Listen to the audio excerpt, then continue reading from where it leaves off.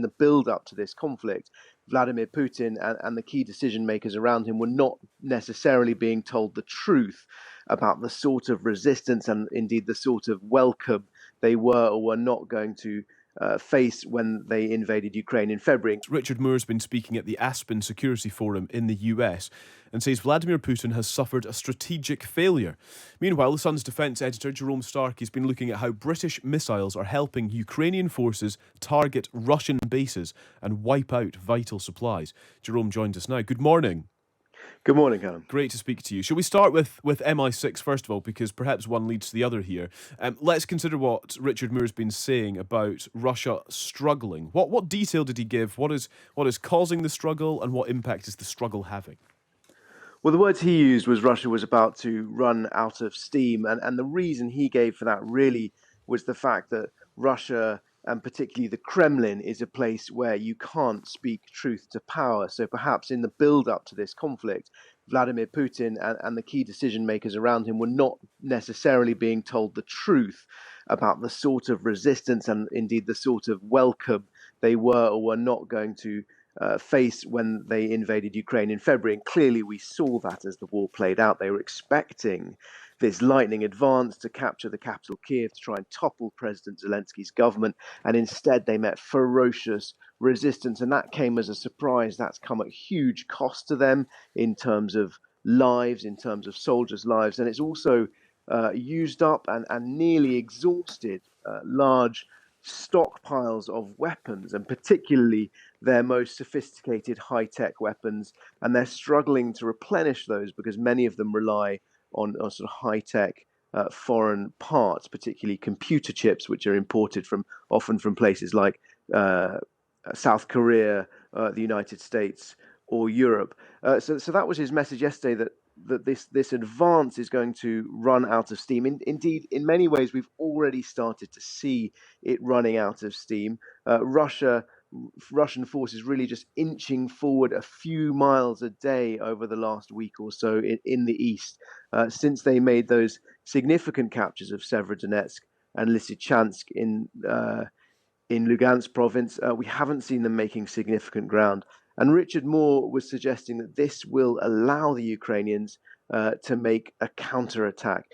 Indeed, what I was saying about weapons running out has been echoed this morning by the Ministry of Defense. Again, in its latest intelligence update, they're pointing out that Russia is now using air defense missiles in a ground attack mode. So now these are missiles, very sophisticated missiles designed to intercept planes or missiles in the sky, but they have relatively small explosive warheads, which means that when they're fired against buildings, particularly sort of substantial or reinforced buildings, they're significantly less effective. They're also less accurate in a ground attack role.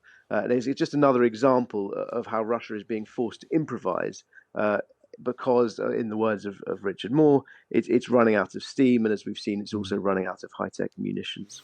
Well, let's add then to Richard Moore's comments some comments from Volodymyr Havrilov, who is the Deputy Defence Minister of Ukraine, who's been speaking about British missiles and their impact on trying to really halt Putin's advance. What's he been saying?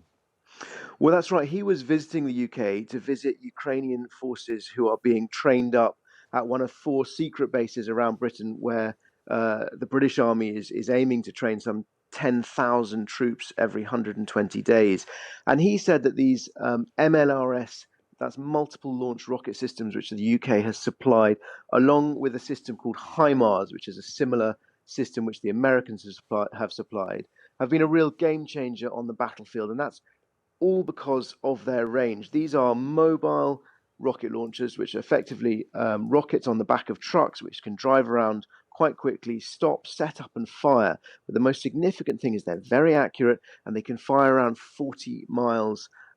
Each missile can fire 40 miles, and that's allowed Ukrainian forces to strike behind the Russian lines, to hit command and control centers, to hit logistics hubs. Those are places where the Russians are stockpiling ammunition, mustering men, resources, equipment. And of course, if you can destroy or disrupt those places and those decision-making centers, then it makes it much harder for the Russians to coordinate, plan, and indeed carry out any kind of offensive advance. Now, what's interesting is we've seen the impact, we've heard the accounts the Ukrainians are given of what a difference these are making. Indeed, I think it was the foreign minister or the defense minister who said they were making a huge difference. That was just in the first few days after they arrived.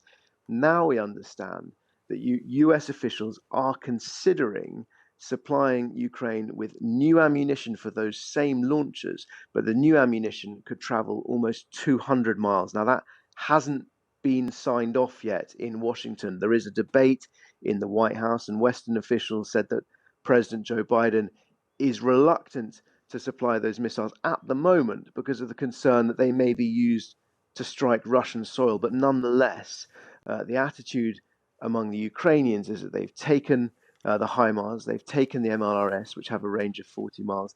They've showed that they can use them. They've showed that they can use them accurately, responsibly, and effectively. And certainly the hope in Kyiv is that America will now supply them with the longer range missiles as well.